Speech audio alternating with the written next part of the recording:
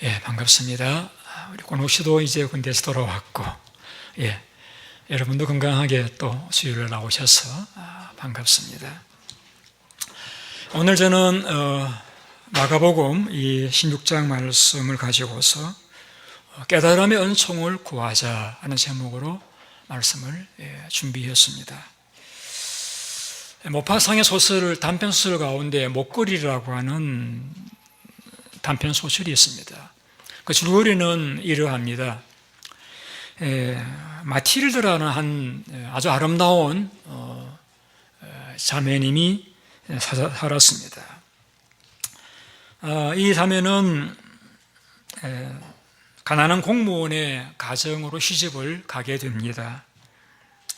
그는 남보다 더 아름다운 외모를 지니고 있었기 때문에 늘 그는 귀족들처럼 사치로운 그러한 옷과 보석으로 치장하지 못하는 것에 대해서 늘 불만을 가지고 살았습니다.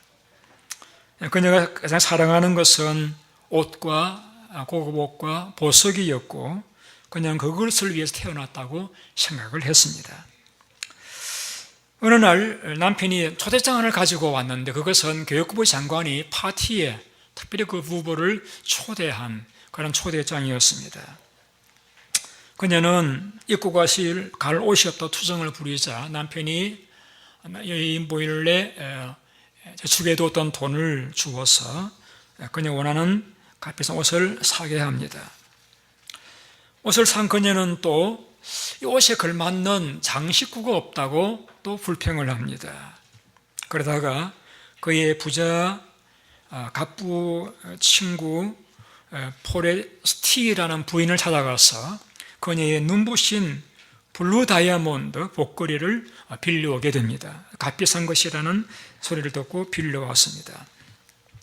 아름다운 새 옷에다가 또 값비싼 블루 다이아몬드로 목걸이를 한 그녀는 많은 사람들이 이제 부러워할 만큼 우아하고 아름답고 또 부러운 그러한 모습이었습니다. 그녀는 기쁜 마음에 정신없이 춤을 추며 그 파티를 즐겼습니다. 새벽 4시가 지나서 남편과 함께 집으로 돌아왔습니다. 다시 한번 자신의 아름다운 옷과 그 목에 걸린 다이아몬드를 목걸이를 보기 위해서 그걸 앞에 섰습니다. 그런데 그 목걸이에 붙어 있어야 될 다이아몬드가 떨어져 나가고 보이지를 않았습니다. 남편과 함께 그 목걸이를 찾기 위해서 다시 모두에 찾아갔고 열심히 찾았지만은 목걸이를 찾지 못했습니다. 다이아몬드 잊어버리고 말았습니다. 그녀는 그 친구에게 그 똑같은 목걸이를 사다 돌려주기 위해서 이 산을 또 부족해서 많은 돈을 빚을 내어서 목걸이를 사서 친구에게 돌려주게 됩니다. 그때부터 그녀는 그 빚을 갚기 위해서 다락방으로 이사를 하고 가난하고 비참한 생활로 10년의 세월을 보내게 됩니다. 그런 동안에 그 매력적인 여인은 고생으로 아름다움을 잃고 그 친구도 그녀 알아보지 못할 정도로 늙고 거친 여인으로 변하게 되었습니다. 어느 날 우연히 친구 부인을 만났습니다. 그녀는 목걸이를 돌려주기 위해서 고생한 이야기를 하게 되었습니다. 그 말을 들었던 그 친구는 깜짝 놀라서 말합니다. 어머나, 그때 빌려준 것은 가짜였는데. 우리는 이 이야기에서 여러 가지 교훈을 뽑아낼 수 있겠죠. 분수에 맞게 살지 왜 그랬을까? 잃어버렸더라고 하면은 솔직하게 이야기를 하면 좋았을 터인데. 제가 이 이야기에서 발견한 교훈은 무엇이냐면은 부자의 장신구는 값비싼 것이다라는 선입관이 이 여인을 10년간 불행한 삶을 살게 만들었다라는 것입니다. 자, 여러분의 가진 생각이 여러분은 옳다고 생각하십니까? 오늘 본문에는 우리가 예수님이 부활한 사건을 기록한 내용임을 함께 읽었습니다. 본문에 믿음의 세 여인이 등장합니다. 한 사람은 동정녀 마리아, 귀신 들렸던 가운데 회복되어서 예수님 앞에 향유를 붓던 믿음의 여인이죠. 또 예수님의 어머니, 예수님을 낳고 키웠던 어머니 마리아, 그리고 예수님의 제자들이었던 야고보와 요한의 어머니 살로메, 이 세 여인은 부활한 주님을 찾아가서 만날 생각을 하지도 못한 채 죽어 계신 주님의 몸에 향품을 바르기 위해서 그들은 준비할 필요도 없는 향품까지 값비싼 돈을 주고 사서는 무덤으로 가면 걱정을 하고 있습니다. 우리가 보니까 그 무덤에 예수님을 이제 못이 넣고 입구를 큰 돌로 막았는데 누가 그 돌을 우리를 위해서 옮겨줄 수 있을까?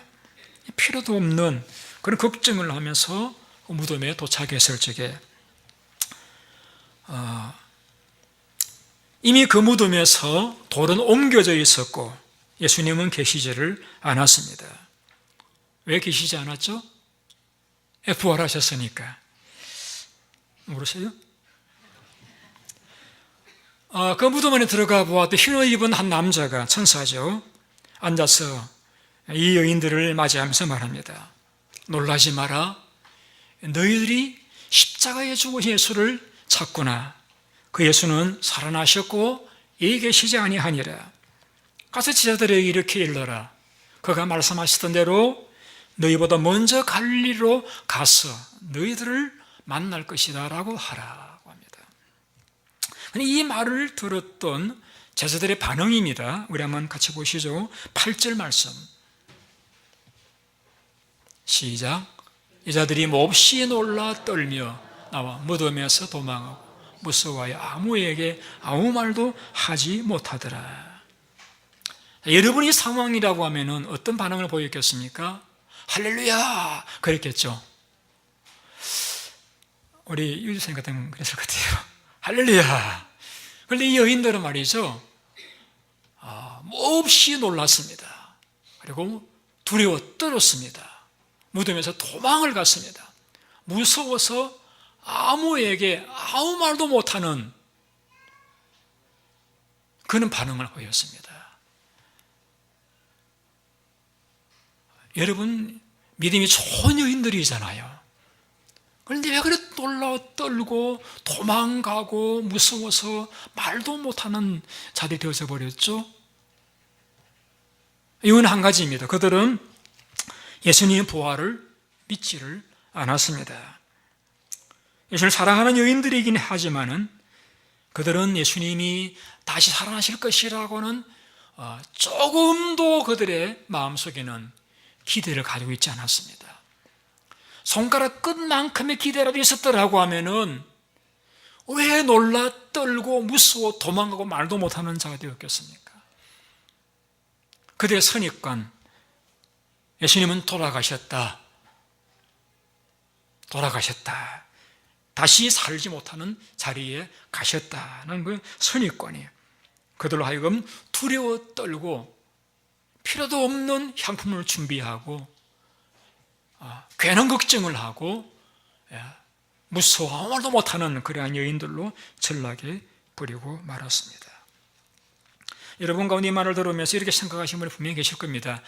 목사님 그분들은 여자들이잖아요. 남자는 안 그래요. 여러분 그럴까요? 제가 남자들이 어떠했는지 한번 찾아보았습니다. 예수님 부활을 가장 먼저 말씀하신 것이 마태복음 16장입니다. 읽어드릴게요. 이때로부터 예수 그리스도께서 자기가 예루살렘에 올라가 장로들과 대제사장들과 서기관들에게 많은 고난을 받고 죽임을 당하고 3일에 살아나야 할 것을 제자들에게 비로소 가르쳤습니다. 예수님이 예루살렘에서 죽임을 당하고 부활하실 것을 비로소 가르쳐 주셨습니다. 자, 그때의 제자들의 반응입니다. 베드로가 예수를 붙들고 항변하여 이르되, 항변하라는 말씀은, 항변한다는 말씀은 예수님 옷을 붙잡고 예수님 왜 죽으시라고 하셔요?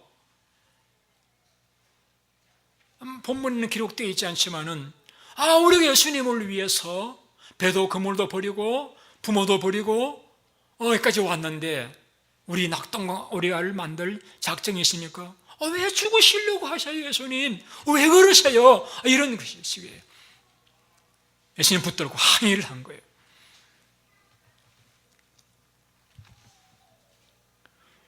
예수님이 죽으신다는 그 말까지만 들은 거예요. 살아나야 한다는 말씀은 듣지를 못했던 거예요. 왜 그랬죠? 베드로가 왜 그랬죠? 선입관. 어떤 선입관을 가지고 있었죠?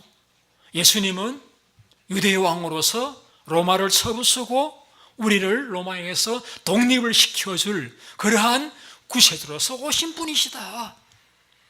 이제 그분이 예루살렘 올라가서 왕이 되면은 나는 그의 장관일 것이다.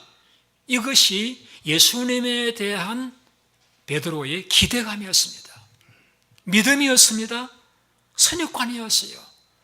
그런데 그것과는 상반된 말씀을 하시니까 반응이 예수님에게 항의하는 그런 모습을 보이게 되었습니다. 또 다른 선입관의 피해자의 모습을 보게 되어지는 것이죠. 자, 두 번째 주님께서 그 다음날 17장에 이렇게 말씀하십니다. 산에서 내려올 때에 예수께서 맹하여 가라사대 인자가 죽은 자 가운데서 살아나기 전까지는 본 것을 아무에게 이르지 말라. 두 번째 주님께서 저희들이 하신 말씀입니다. 인자가 죽은 자 가운데서 살아나기 전까지는 본 것을 말하지 말라고 말씀을 했습니다. 그러면 우리가 어떻게 반응을 보여야 되죠? Yes, sir. 이래야 되잖아요. Yes, sir. 그래야 되는데, 이들이 이 말씀을 하며 두면 서로 문의하되, 죽은 자 가운데서 살아나는 것이 무엇일까? 이렇게 서로 상의했어요. 죽은 자 가운데서 살아나는 것이 무엇일까? 우리는 당연히 이해가 되잖아요. 부활절도 지냈고, 성경 다 읽었으니까, 예수님이 인생의 스토리를 처음부터 마지막 다 알기 때문에 우리는 다 알아요. 얘들은 그걸 몰라요. 그러니까 죽은 자가 살아난다는 것이 무엇일까? 자, 세 번째 주님이 말씀하십니다. 마태복음 17장 22절입니다. 같은 장 22절에 갈릴리에 모일 때 예수께서 여자들에게 이르시되 인자가 장차 사람들의 손에 넘기워 죽임을 당하고 3일에 살아나야 할 것이다. 살아나리라 했습니다. 세 번째 주님 말씀하신 겁니다. 반응입니다. 제자들이 심히 근심하더라. 아니, 예수님이 부활하신다고 말씀하시는데 왜 근심을 해요?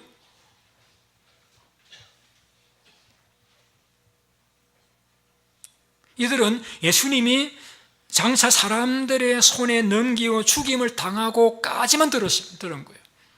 그 다음에 3일에 살아나리라는 말은 듣지를 못한 거예요. 참 우리 귀가 참 이상해요. 왜냐하면요, 상대방이 무슨 말을 했느냐 중요한 것이 아니라 내가 듣고 싶어하는 말만 들어요.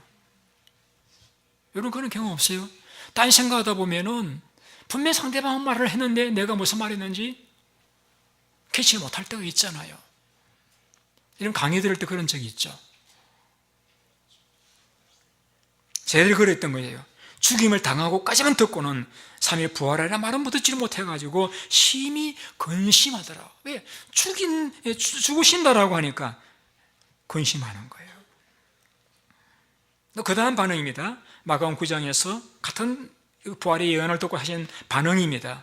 쟤들이 이 말씀을 깨닫지 못하고 묻기도 두려워하더라. 두려워하는 그치지 않고요, 그 다음에 이렇게 또 성경은 기록하고 있습니다. 가버나움에 이르렀을 적에 집에 계실 때 예수께서 저희들에게 물으시되 너희가 길에서 토론한 것이 무엇이냐 하시되 그들이 잠잠하 이는 길에서 서로 누가 크냐 하고 정론하였습니다. 주님은 죽으신다라고 하니까 근심하고 부활하신다는 말씀은 듣지도 못하고 그들은 예수님과 함께 예루살렘 올라가면은 누가 더 높은 보식을 받아야 되느냐, 그걸 가지고 서로 길에서 토론하고 논쟁을 벌였던 거예요. 더 심한 건 그 다음 말씀입니다. 네 번째 말씀이 마태복음 20장에 나옵니다. 보라, 우리가 예루살렘 올라가노니 인자가 제사장들과 서기관들에게 능유하며 저희가 주기로 계란하고 이방인들에 넘겨주고 그를 능욕하며 채찍질하며 십자가에 못 박게 하리니 제3일에 살아나리라. 반응입니다. 제자들이 이것을 하나도 깨닫지 못하였으니 그 말씀이 감추었습니다. 여기서 말씀이 감추었다는 의미는 하나님께서 이 예수님 부활을 예수님 말씀하실 적에 제자들의 길을 막아버렸다는 뜻이 아닙니다, 여러분. 이 감추어졌다는 말씀은 하나님은 말씀하시지만은 예수님 말씀하시지만은 제자들은 그 말씀의 의미를 깨닫지를 못하고 있다는 의미입니다. 깨닫지를 못하고 있다. 눈에서 보지 못하고 귀가 듣지를 못하는 그런 상황에 놓여 있다는 것입니다. 우리 어떤 사람 관계에서 악한 감정을 갖고 있다 보면은 그 사람이 하는 많은 말들 가운데서 내게 안 좋은 말만 기억을 해요.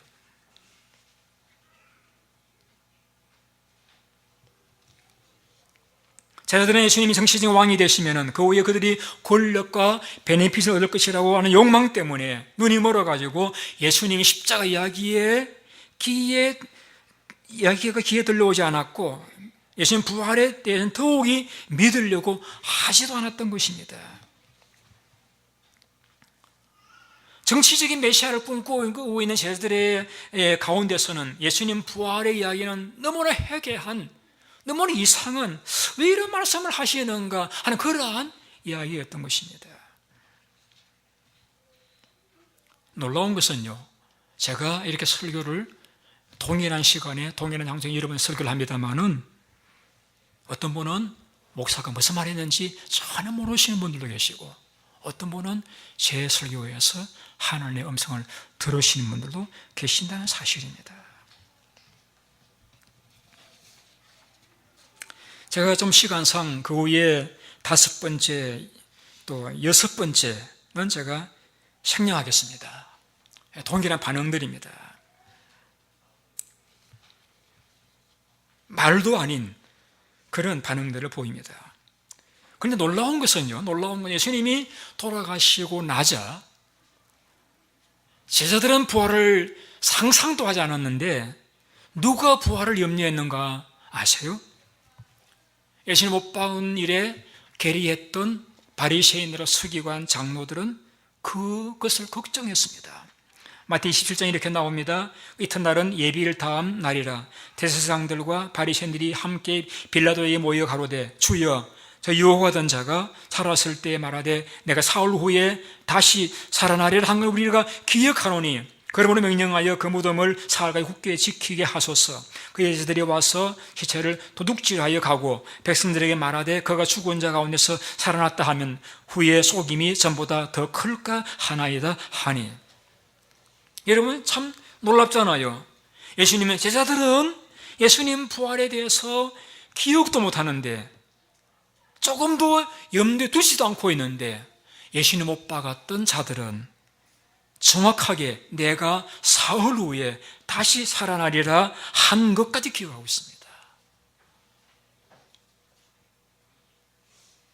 여러분, 여러분이 알고 있는 지식이 여러분 정확하다고 여러분 생각하십니까?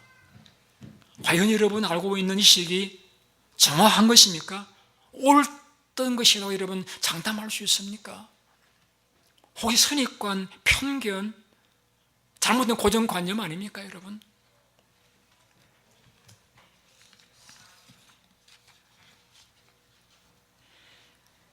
마태 13장에 가보시게 되면은 예수님께서 유명한 씨 뿌리는 비유를 말씀하시면서 이런 내용을 말씀하십니다.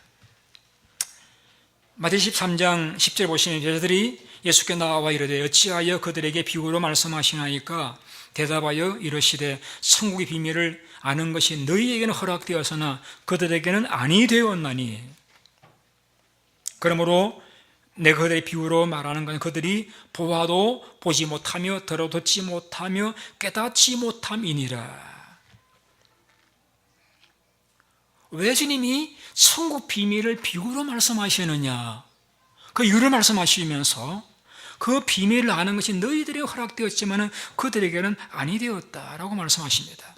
똑같은 말씀을 마태는 이사야의 예언을 인용하면서 이렇게 말합니다. 들어보시기 바랍니다. 이사야가 예언이 그대 이루어졌으니 일렀으되 너희는 듣기는 들어도 깨닫지 못할 것이요 보기는 보아도 알지 못하리라. 이 백성들의 마음이 완악하여져서 거기는 듣기에 둔하고 눈은 감았으니 눈으로 보고 귀로 듣고 마음으로 깨달아 돌이켜 내게 고침을 받을까 두려워함이라 하였느니라. 질문드립니다. 하나님의 말씀을 듣고 깨달아 돌이켜서 고침받고 변화되는 것을 두려워한 것은 하나님이십니까? 백성들입니까? 예? 다시 읽어드릴까요? 이사야 예언이 그들에게 이루어졌으니 일렀으되 너희가 듣기는 들어도 깨닫지 못할 것이요 보기는 보아도 알지 못하리라. 이 백성들의 마음이 완악하여져서 거기는 듣기에 둔하고 눈은 감았으니 이는 눈으로 보고 귀로 듣고 마음으로 깨달아 돌이켜 내게 고침받을까 두려워함이라. 두려워하는 사람이 하나님이십니까? 백성들입니까? 예, 백성들이에요. 백성들이 하나님의 말씀을 듣고 깨닫고 고침받고 변화되기를 두려워하고 있습니다. 여러분, 저는 그런 분을 만나본 적이 있습니다. 저에게 설교하지 마세요. 목사는 설교하는 사람인데 설교하지 말래요. 아마도 제가 짐작하건대 그분은 제 설교를 듣고 마음이 변화되어져 가지고 하나님을 잘 믿을까 하기를 두려워하는 것 같아요. 두려워하는 것 같아요.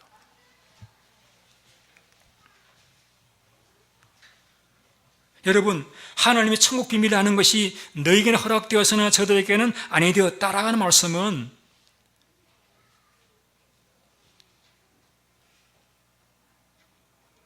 하나님의 말씀을 듣고 싶어 하지 않는, 그 깨닫고서 진리를 깨닫고서 진리를 알고 변화되어서 인생을 가치 있게 보람되게 살기를 원하지 않는 그런 이들을 성경은 말씀하기를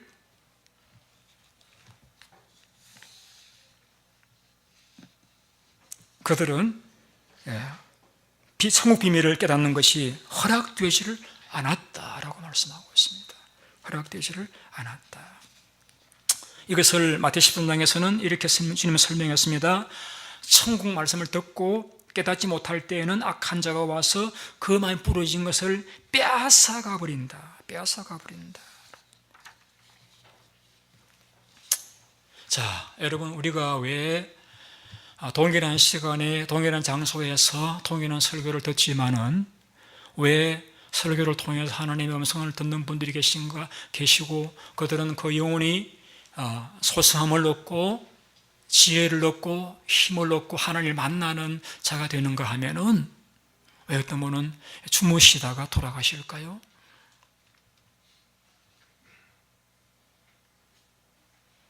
그 이유를 이렇게 이야기하고 있습니다. 예수님께서는 너희가 아직도 깨닫지 못하느냐 하시니 그들의 마음이 완악함을 인함이라. 마음이 완악하다. 하나님 말씀을 듣고 진리를 깨닫기를 원치 않는다는 이야기예요. 행여나 깨닫고 믿음이 좋아져 가지고 하나님을 위해 충성하며 살기를 두려워한다는 이야기예요.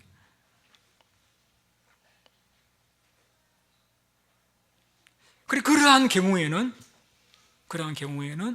하나님께서 깨달을 수 있는 은혜를 하나님 허락하시를 않으신다는 말도 되어 있습니다. 그래서 누가복음 21장 주님이 이렇게 권면합니다. 너희는 서로 조심해라. 그렇지 않으면 방탕한 것, 술 취한 것, 생활의 염려로 마음이 둔하여지고 뜻밖의 그늘이 덕과 같이 너에게 임할 것이다.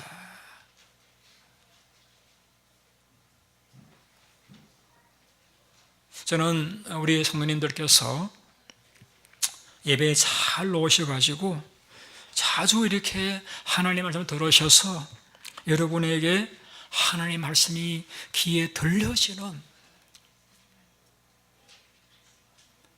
제가 많은 설교, 40분간 설교 내용 가운데서 한마디라도 하나님이 여러분에게 이 시간에 말씀하신 음성을 들으심으로써 여러분의 영혼이 소성함을 얻고 여러분이 인생의 문제 해결에 그 문제의 답을 얻으시고 평생을 투자해도 아깝지 않을 만큼 여러분을 향한 하나님의 뜻을 깨달으실 수 있는 그런 복된 성도님들이 되시기를 바랍니다. 성경은 우리를 노인보다 지혜롭게 만든다고 말씀하고 있습니다. 그래서 욥은 말하기를 사람 안에는 영이 있고 듣는데 영감이 사람들에게 명철을 주신다라고 했습니다. 우리의 귀가 할례를 받아서 우리에게 지금도 그렇게 말씀하시는 내가 너를 사랑하노라, 내가 너를 위해 죽었노라, 내가 너를 위해서 부활했노라 하는 음성을 들으실 수 있는 그러한 할례받은 귀와 마음들이 되었으면 참 좋겠습니다. 어떻게 하면 깨달음을 얻을 수 있습니까? 야고보는 우리에게 이렇게 지혜를 주셨습니다. 누군 지혜가 부족하거든 하나님 앞에, 어떤 하나님이니까 너그러이 주시고, 어떤 사람들에게, 모든 사람들에게 어떤 하나님이니까 꾸짖지 않으시는 하나님, 구한다고 해서 달라고 한다고 해서 성가시하거나 또 무시하거나 꾸짖지 않으시고 누구에게나 너그럽게 풍족해 주시는 그 하나님께 지혜를 구하라고 했습니다. 그럼 주실 것이라고 했습니다.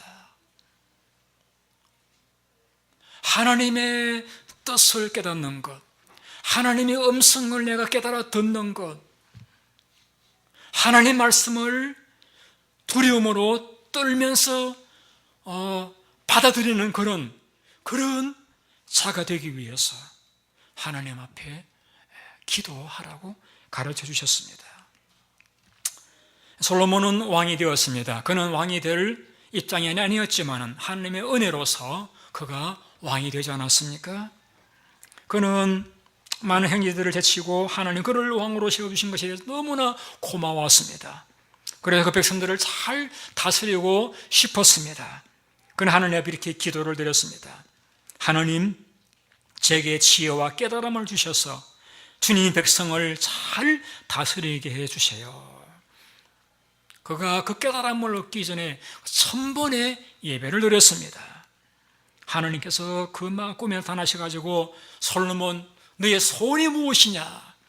그때 솔로몬이 원수의 생명멸하기도 굳지 않으시고 그가 부귀와 재물과 장수도 원치 아니하시고 그는 하나님 앞에 제게 깨달음을 주셔서 주님에게 맡긴 백성들을 행복하게 잘 살도록 그들을 잘 다스릴 수 있도록 해달라는 깨달음을 달라고 기도했습니다.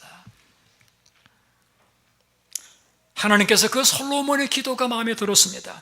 너가 재물이나 명예를 구하지도 않고 원수들을 멸망시켜달라고 하거나 오래 살기를 바라시지도 않고 오직 내게 맡겨놓은 내 백성을 잘 다스릴 수 있는 지혜와 깨달음을 내게 구하구나.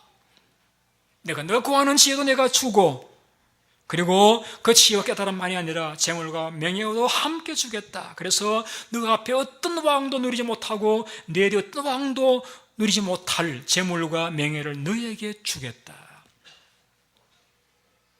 그가 이런 잠언을 남겼습니다. 깨달음이 있어야 온갖 값진 보화가 방마다 가득하리라. 여러분의 가정의 행복이 가득하시기를 원하십니까? 여러분의 인생의 행복이 가득하시기를 원하십니까? 하나님의 깨달음을 구하십시오. 하나님의 지혜를 구하십시오.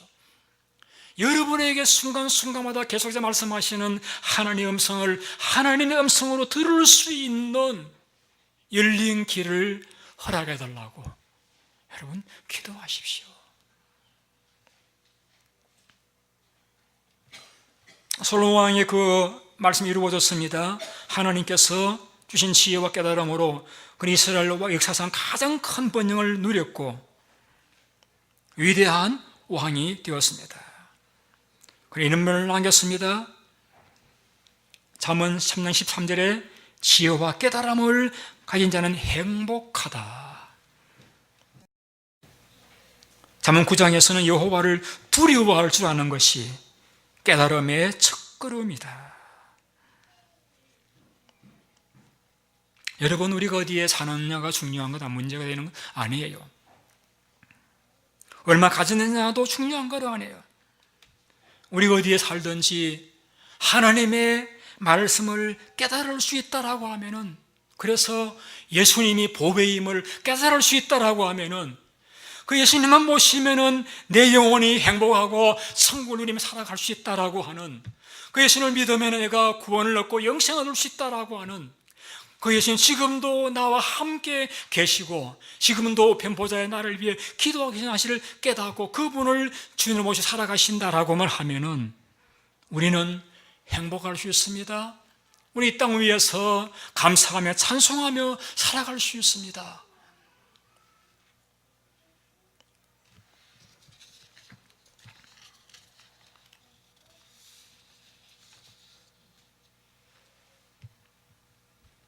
다니엘은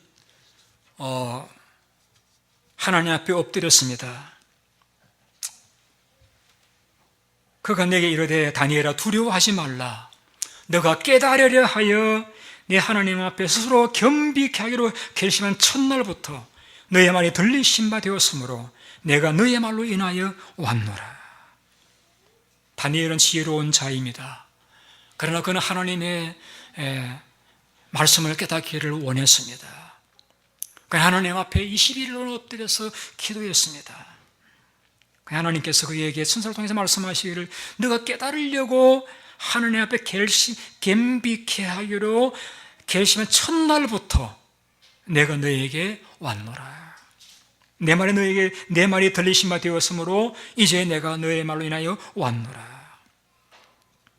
여러분, 하나님 앞에서 하나님의 음성이 한 음성으로 여러분이 말씀 읽으시는 가운데, 설교를 들으시는 가운데, 기도하시는 가운데 여러분에게 들리시기를 원하신다라고 하면은 말씀 앞에 겸손하시기 바랍니다.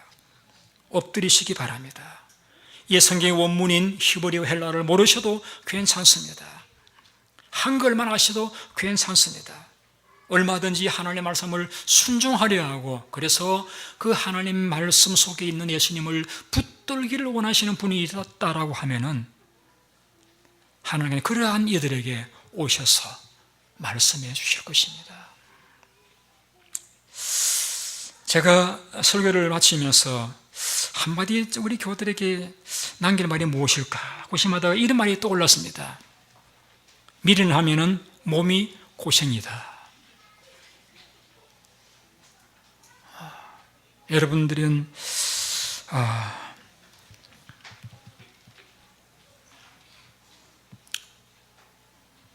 편견을 버리고 말씀을 통해서 바른 가치관을 가지고 우리 행복의 호는 대신 예수님을 모시고 어떤 상황에서든지 행복하게 살아갈 수 있는 그러한 깨달음의 은총을 구하시는, 그래서 은총을 누리시는 여러분들 되시기를 예수님 이름으로 축원드립니다.